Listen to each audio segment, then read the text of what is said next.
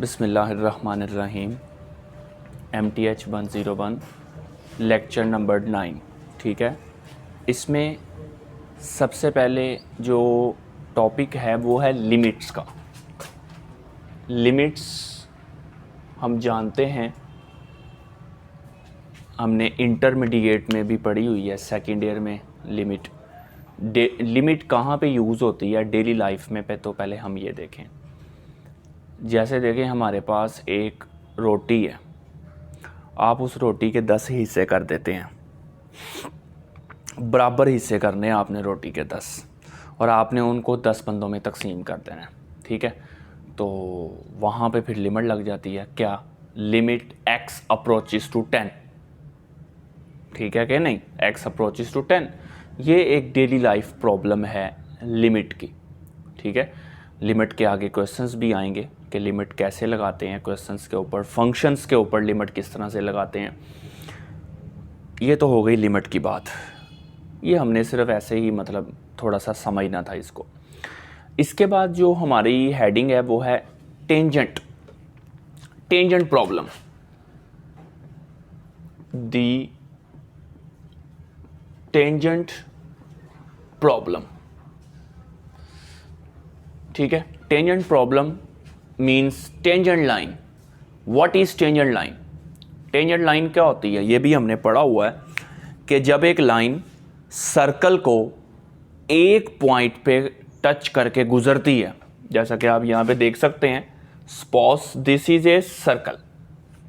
ठीक है, ये एक लाइन है जो मैं पास कर रहा हूँ और सर्कल को टच करती करती पास कर रही है। ये लाइन क्या कहलाएगी? Tangent line.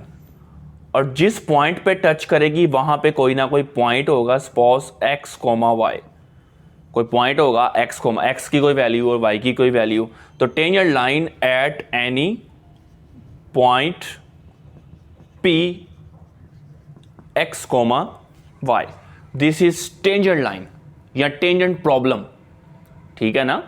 तो टेंजेंट ये एक एक लाइन है जिसका नाम है tangent line at any point p of x, y। देखें, अगर टेंजेंट को हम डिस्कस किस में करते हैं, टेंजेंट को हम डिस्कस करते हैं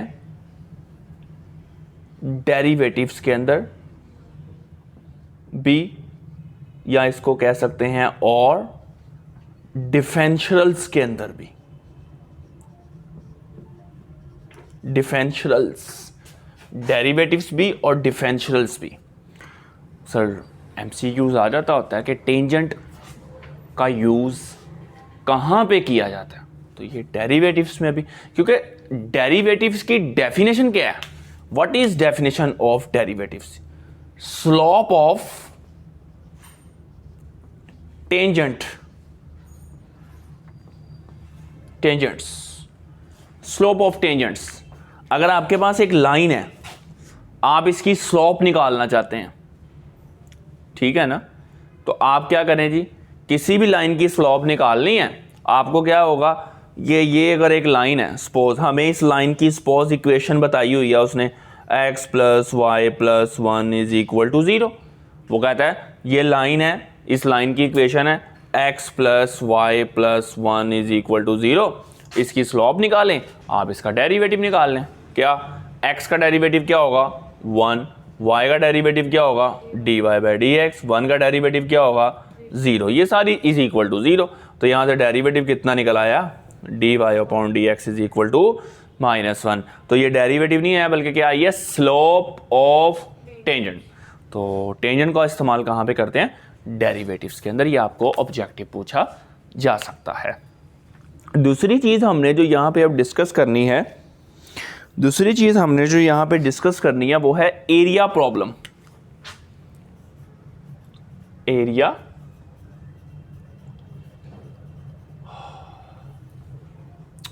एरिया प्रॉब्लम। सपोज ये हमारे पास XY प्लेन है, ठीक है, तो बेटा ये यहाँ पे हमारे पास सपोज एक ग्राफ है XY प्लेन के ऊपर। ये हमारे पास एक ग्राफ है, ये x एक्सिस है, ये y एक्सिस है, और ये हमारा ग्राफ है। हम क्या करते हैं जी, यहाँ पे दो परपेंडिकुलर लाइन गिराते हैं, ये लाइन गिराई है या इस पॉइंट पे कट की, इस पॉइंट को ए कह दिया, इस पॉइंट से हमने एक लाइन गिराई और एक्स एक्सिस पे गिराई, इस पॉइंट को हमने बी कह दिया। ये लाइन एक्स एक्सिस को भी कट कर रही है और वाई एक्सिस को भी कट कर रही है। एक्स एक्सिस पे पहली लाइन ए पॉइंट पे कट हो रही है, दूसरी लाइन बी पॉइंट पे कट हो रही है।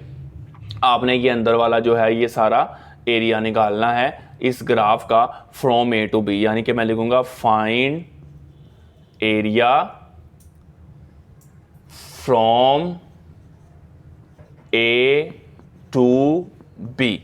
मैं आपको बताऊंगा अभी मतलब आगे जाके कि एरिया किस तरह से कैलकुलेट करते हैं, लेकिन एरिया जब भी आप फाइंड करेंगे किसी भी क्वेश्चन का, किसी भी ग्राफ का, तो वो आप याद रखें मतलब उसके लिए आपको क्या यूज़ करना होता है। एरिया फाइंड करने के लिए किस टेक्निक का, किस प्रोसेस का इस्तेमाल करते हैं?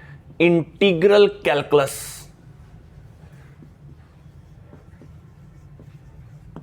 इंटीग्रल कैलकुलस या दूसरे अल्फाज में इसको इंटीग्रेशन भी बोलते हैं। तो यहां पे दो बातें थी बड़ी इंपॉर्टेंट कि टेंजेंट अगर आपने निकालनी है तो डिफरेंशियल में यूज़ किया जाता है और एरिया निकालने के लिए इंटीग्रल कैलकुलस का इस्तेमाल किया जाता है। इसके बाद थोड़ी सी आगे बात करते हैं यहां पे अब हम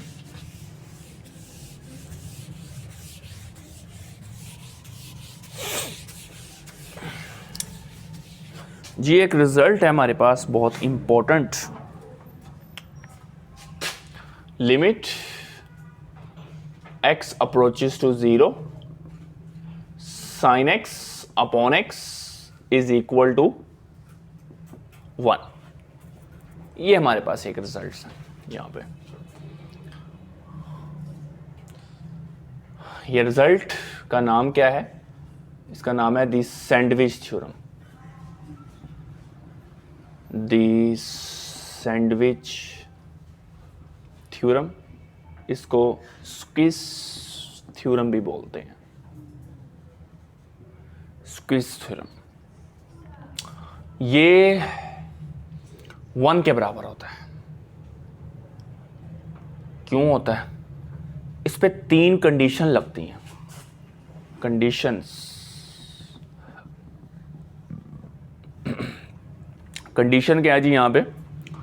पहली 0 अपॉन 0 फॉर्म। अगर आप गौर करें तो यहां पे इसको इस तरह से भी लिखा जा सकता है, और limit theta approaches to 0 sine theta upon theta is equal to 1। अब देखें यहां पे जरा देखें, चलें इसको देख लें। x अप्रोच 0, यहां पे x की जगह 0 पुट करें, साइन 0 0, नीचे 0 पुट करें 0, तो 0 upon 0 form. First condition satisfy. Number 2, theta is an radian या x is an radian, angle radian. Angle radian में होना चाहिए, चाहे एंगल x है चाहे एंगल थीटा है। डिग्री में अगर एक होता है डिग्री, देखें अगर इस तरह लिखा हो sine x degree upon x degree, या इस तरह लिखा हो x डिग्री x, इस तरह लिखा हो sine x upon x degree, ये सारे डिग्रीज में हैं। तो एंगल हमेशा हमें किस में चाहिए होता है? डिग्री मैयत नहीं करेंगे।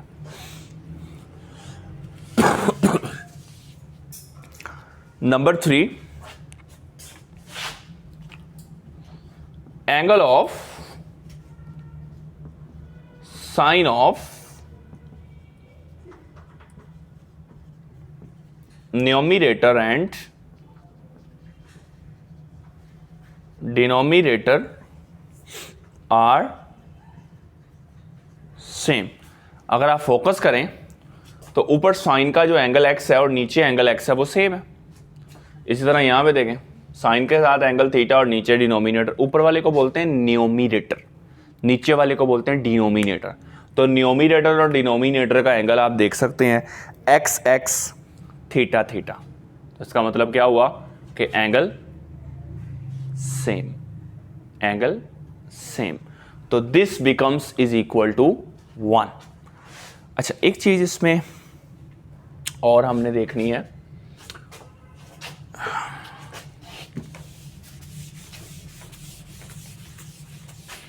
एक चीज़ इसमें हमने और देखनी है, वो ये है कि देखें इस तरह से अगर लिखा हो limit x approaches to 0 negative sine x upon x, या इस तरह लिखा हो limit x approaches to 0 plus sine x upon x, ये क्या मतलब यहाँ पे आ गया? 0 की पावर माइनस आ गई और 0 की पावर जो है वो प्लस आ गई। इसका क्या मतलब है यहाँ पे ज़रा देखिए, देखें ये अगर पॉइंट 0 है, ठीक है, तो 0 की पावर जो माइनस है ना, इसका मतलब है x लेफ्ट साइड से अप्रोच कर रहा है 0 को। अगर x लेफ्ट साइड से अप्रोच करेगा तो इसका मतलब 0 की पावर माइनस, और अगर x राइट साइड से 0 को अप्रोच करेगा तो 0 की पावर प्लस, ठीक है। दूसरे अल्फाज में इसको बोलते हैं लेफ्ट हैंड, इसको बोलते हैं राइट हैंड। सही है कि नहीं? ठीक है ना बेटा? तो ये कौन सी लिमिट हुई?